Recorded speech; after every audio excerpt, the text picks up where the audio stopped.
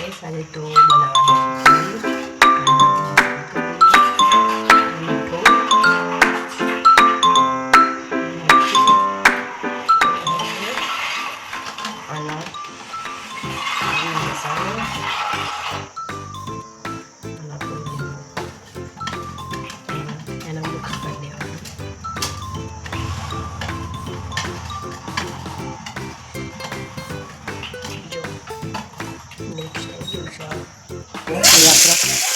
पनीर टीका માટે ગેસ ઉપર રાખવાનું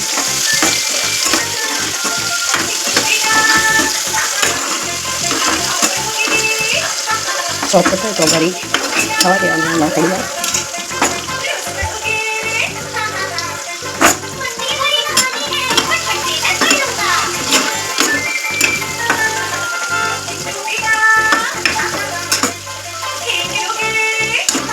જો ગાઈસ થઈ ગયું છે એને તેલમાં હવે ટામેટા લીલા મરચાં અને ડુંગળી એને પણ થોડી વાર થવા દેવાનું બ્રાઉન ના થાય ત્યાર સુધી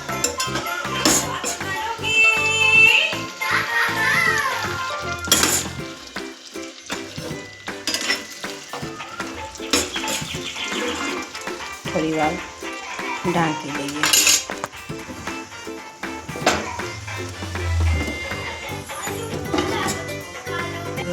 डूंगरी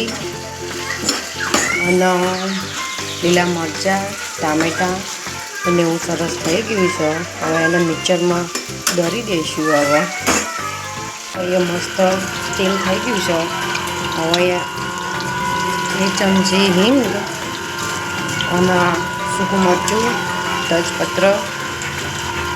लविंग અને એ બધું મસાલો નાખી દીધો છે દેખો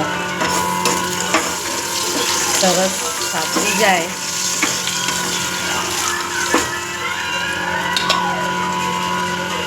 મસાલો થઈ ગયો છે હવે એમાં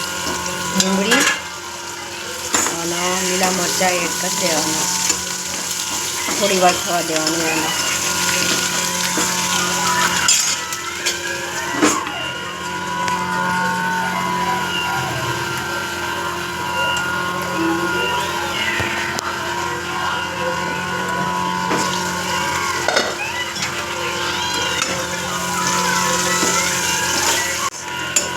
આપણું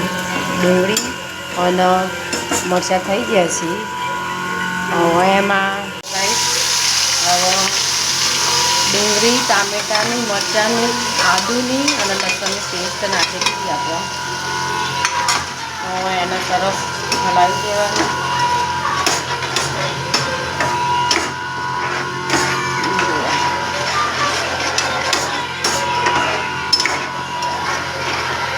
અને આપણો પનીરનો મસાલો મરચું ને એવું એડ કરી દીધું એ પણ નાખી દેવાનું ગાઈસ આમાં સ્વાદ અનુસાર થોડું મીઠું નાખી દેવાનું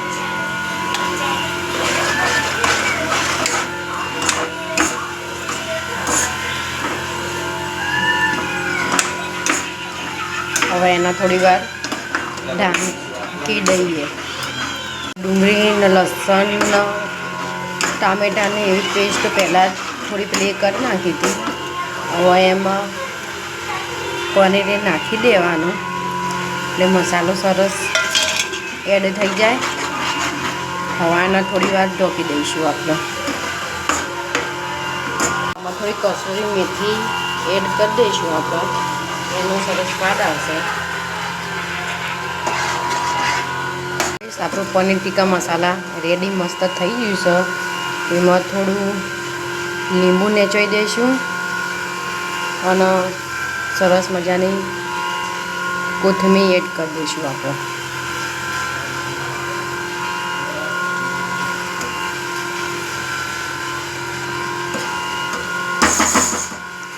એનો 2-3 મિનિટ થવા દઈશું આપણો પનીર ટીકા મસાલા તો રેડી થઈ ગયું છે હવે એને ઢાંકી દઈએ અને ગેસ બંધ કરી દઈએ ગાઈસ તો અહીંયા મસાલાવાળા પરોઠા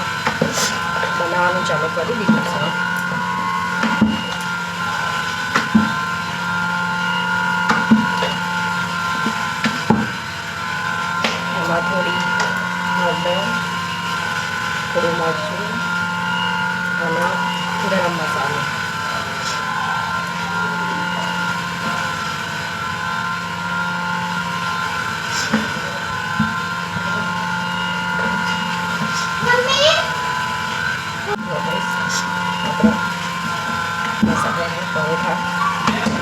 લઈએ છીએ.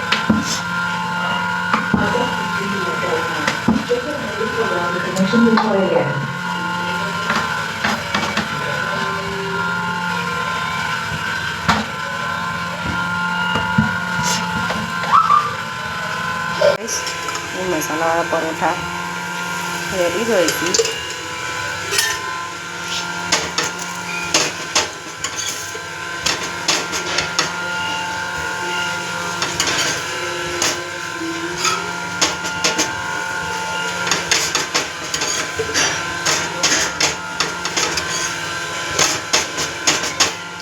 અહીંયા મસ્ત પનીરનું શાક થઈ ગયું છે. શાક,